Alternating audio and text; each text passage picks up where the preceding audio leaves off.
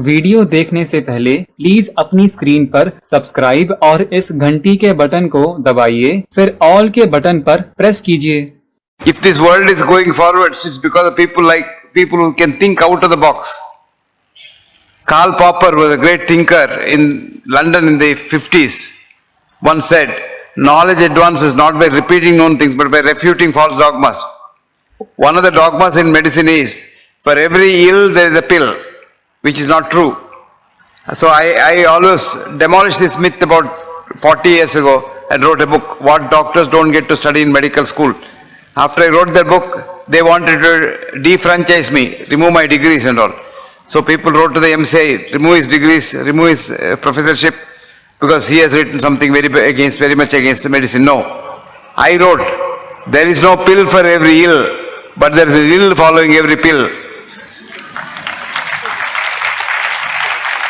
Like for example, you take anything to bring down your blood sugar artificially with chemicals. That has lot of side effects. And most of the actually diabetic problems, many of them are due to the drug side effects rather than the diabetes itself. And diabetes should be controlled naturally. And that's exactly what my good friend, the handsome young man, Pramod, has done, along with his beautiful and handsome wife. I wish them Godspeed, good luck, long life to take this knowledge forwards. Let me tell you something. It was, I think, Shoemaker who said, if you take a problem to a specialist, he'll complicate it further. It takes a genius with lot of courage to reverse it and simplify it. And courage is very important because, when I first said that heart disease is not to be treated by bypass surgery and angioplasty, people wanted to kill me. Recently I had a small stroke and a lot of my friends thought I shouldn't recover because they said he's a nuisance, he doesn't allow us to do our business. Actually, medicine is not a business, medicine is a passion. Medicine is a passion, so you have to do it because you are committed to doing it. And many of us in India do not think with the Indian mind at all because we don't have an Indian mind. And luckily, Pramod yet has not become a true RNI. RNI is resident non-Indian. We live in India, but think in America. Pramod thinks like an Indian, and I hope he'll continue to think like an Indian. And Pramod showed for the first time that diabetes can be controlled without drugs and without any effort from the doctor. Actually, that is how it should be. When I first started the treatment for heart disease without any treatment, drugs, people laughed at me. But now they come to me, especially doctors come to me because when they get ill, when they get a heart attack, they don't want the usual treatment that they give to others. And some of them don't want me to let the world know that they have come to me. They come quietly, secretly, and then take the treatment and go away. This is nature. Now, if today medicine has gone one step further, it is because of Pramod's effort to say that diabetes can be controlled naturally.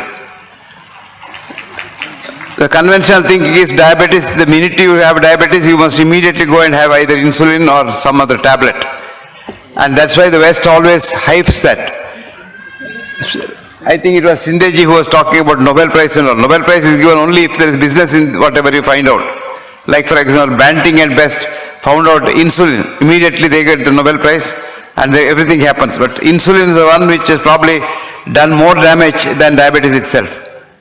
It is hyperinsulinemia that does all the damage because insulin is a growth hormone. So whether you produce endogenous or exogenous hyperinsulinemia, you get all the vascular complications, eyes, kidneys, heart, lung, everything is damaged. Your legs, everything is damaged. But before the insulin level goes up too much, you are okay. And that is where Western medicine has gone astray.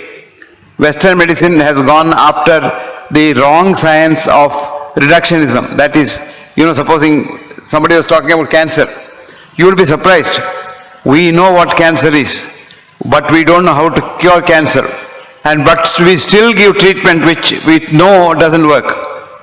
Chemotherapy and lot of things, and we know it doesn't work, but we still give it because it's a big business. You will be surprised to know that cancer business in America is $2.5 trillion business. So we want it to be perpetuated. Now we know 75% of the cancers are due either due to tobacco or due to alcohol. But no government in the world, nowhere, has come forward to ban tobacco and alcohol, because they are the ones that get them the lot of tax. And the governments run on tax, and the tax money comes from tobacco and alcohol to a great extent. So we want cancer, but we don't want cancer to go, because cancer is a business. Supposing cancer business goes away, cancer disappears, you will be surprised. Industries will close. Quite a lot of industries will close. Similarly, if diabetes goes away, thanks to the efforts of Pramod, a lot of industry suffers. You imagine the industry, insulin industry is a big industry. Now insulin pen, insulin this, insulin that, continuous insulin, what have you. It's a multi-million-dollar industry.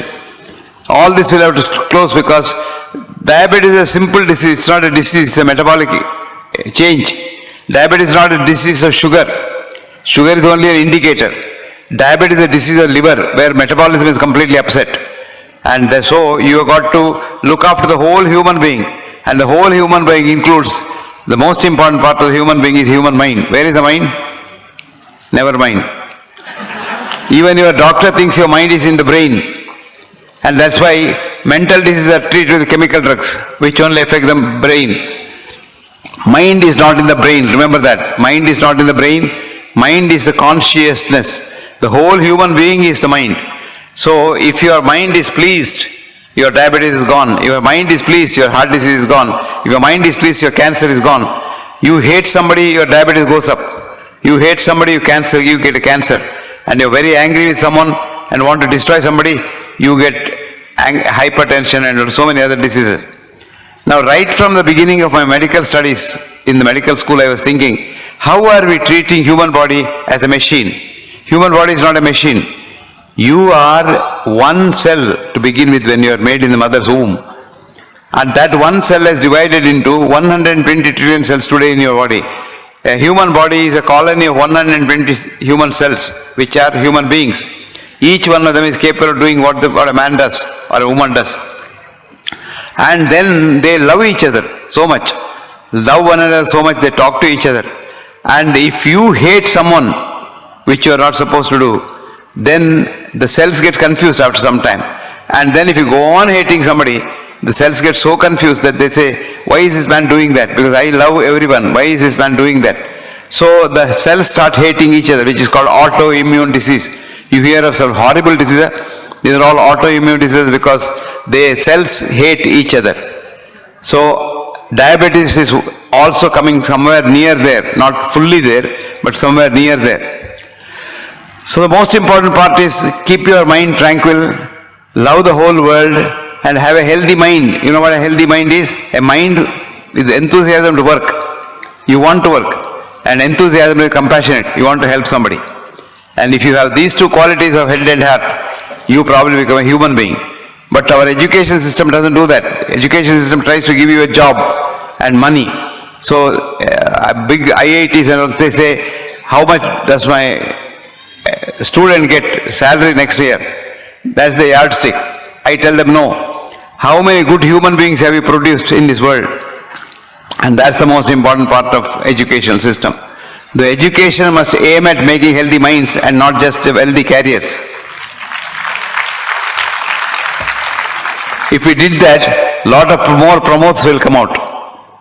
Today you make a doctor, he wants to be a specialist, and the next day he wants to drive a Audi car or a Mercedes-Benz car, and he just wants to get a gadget and put angiogram for everybody. Whoever comes to the hospital is an angiogram.